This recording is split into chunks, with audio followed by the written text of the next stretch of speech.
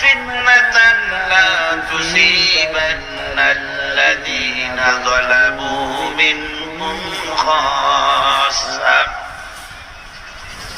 সতর্ক থাকো, বেঁচে থাকো ওই সব বিপদ থেকে, মুসিবত থেকে। সেই বিপদ শুধুমাত্র বিপদের কারণ যারা, ওদের জন্যই নাজিল হবে না, বরং যারা সহ্য করে তাদের উপরও বিপদ আসবে।